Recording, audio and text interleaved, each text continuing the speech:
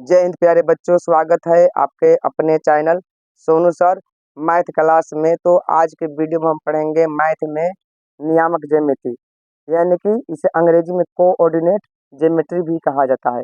यह खास चैप्टरों में से एक है, क्योंकि बोर्ड के एग्जाम में इस चैप्टर से काफ़ी सारे सवाल पूछे जाते हैं। तो चलिए आज हम इसी के बारे में अध्ययन करेंगे। तो सबसे पहले हम इसके कंसेप्ट के बारे में ध्यान देते हैं, क्योंकि कंसेप्ट कंसेप्ट को अगर हम समझ लेते हैं तो हमारे लिए मैथ काफ़ी इजी हो जाएगा, यानी कि आसान हो जाएगा। तो चलिए अब हम बात करते हैं कंसेप्ट के बारे में। तो सबसे पहले हम बात करेंगे एक्स अक्ष और वाई अक्ष के बारे में। एक्स अक्ष किसे कहते हैं, वाई अक्ष किसे कहते हैं। तो जैसा कि हमने एक बना दिया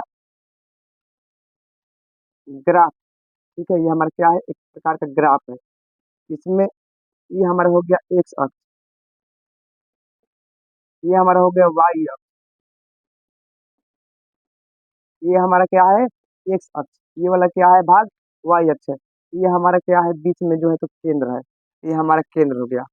एक्स अक्ष और वाई अक्ष दोनों क्या है धनात्मक है, लेकिन एक्स अक्ष ऋणात्मक भी होता है, एक्स अक्ष धनात्मक भी होता है। तो इधर वाला भाग हो गया ऋणात्मक, इधर वाला भाग क्या हो गया ऋणात्मक। ये भी एक्स अक्ष है, ये भी एक्स अक्ष है, ये भी वाई अक्ष है, ये भी वाई अक्ष है। लेकिन दोनों में अंतर क्या है, ये वाला भाग धनात्मक है तो ये वाला भाग ऋणात्मक है, ये वाला भाग धनात्मक तो ये वाला ऋणात्मक। यानी कि ऋणात्मक का चिन्ह हमेशा बाएं तरफ होता है और संख्या रेखा के दाएं तरफ धनात्मक का चिन्ह होता है। इस बात को आप याद रखिएगा। अब हम बात करते हैं प्रथम पाद, द्वितीय पाद, तृतीय पाद और चतुर्थ पाद के बारे में। तो हमारे यहाँ प्लस प्लस जो है ये हमारा माइनस प्लस है, माइनस माइनस प्लस माइनस। तो प्लस प्लस है तो क्या हो गया हमारा प्रथम पाद, ये हमारा हो गया द्वितीय पाद, ये हमारा हो गया तृतीय पाद, ये हमारा क्या है चतुर्थ पाद। सबको हमने सजा दिया। तो जो प्लस प्लस होता है वो क्या होता है प्रथम पाद, माइनस प्लस द्वितीय पाद, माइनस माइनस तृतीय पाद और प्लस माइनस चतुर्थ पाद। तो अब यहाँ से हमारा सवाल आरंभ होगा कि अगर आपसे कोई पूछे कि -3, 4 किस पाद में है। मान लीजिए यहाँ से सवाल नंबर 1 चालू हो गया, -4, 3 किस पाद में है। उत्तर में क्या लिखिएगा आप, माइनस और प्लस दिया है, यानी कि माइनस और प्लस दिया द्वितीय पाद। उत्तर में क्या होगा भाई द्वितीय पाद। तो आपको सबसे पहले बेसिक कंसेप्ट समझना काफी जरूरी है, तभी आप इसको हल कर पाएंगे। अब देखिए दूसरा अपने आप हल कर दीजिएगा। 2, 3 किस पाद में है।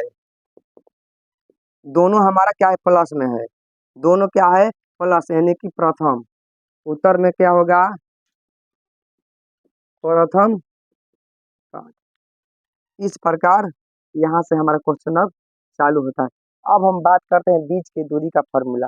बीच की दूरी का सूत्र क्या होता है। तो ये हमारे बीच की दूरी है, क्या है बीच की दूरी बराबर क्या होता है, √अंडर x2 माइनस x1 का होल स्क्वायर जोड़ √अंडर y2 माइनस y1 का होल स्क्वायर। ये हमारे बीच की दूरी का सूत्र है। अब हम बात करते हैं मूल बिंदु का सूत्र। मूल बिंदु, मूल बिंदु बराबर क्या होता है, तो √x² प्लस y²। अब हम बात करते हैं केंद्रक बराबर क्या होता है।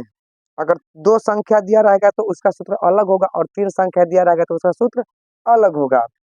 केंद्रक बराबर क्या होगा,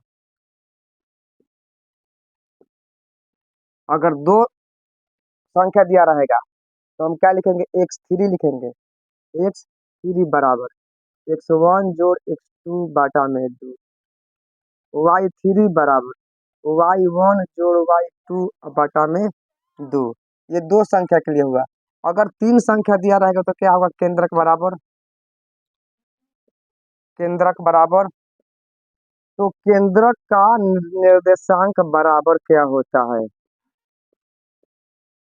केंद्रक का निर्देशांक बराबर क्या होता है, x1 जोड़ x2 जोड़ x3 यानी कि x1 जोड़ x2 जोड़ x3 बटा में 3, y1 जोड़ y2 बटा में y1 जोड़ y2 जोड़ y3 बटा में 3। यही होता है केंद्र का निर्देशांक।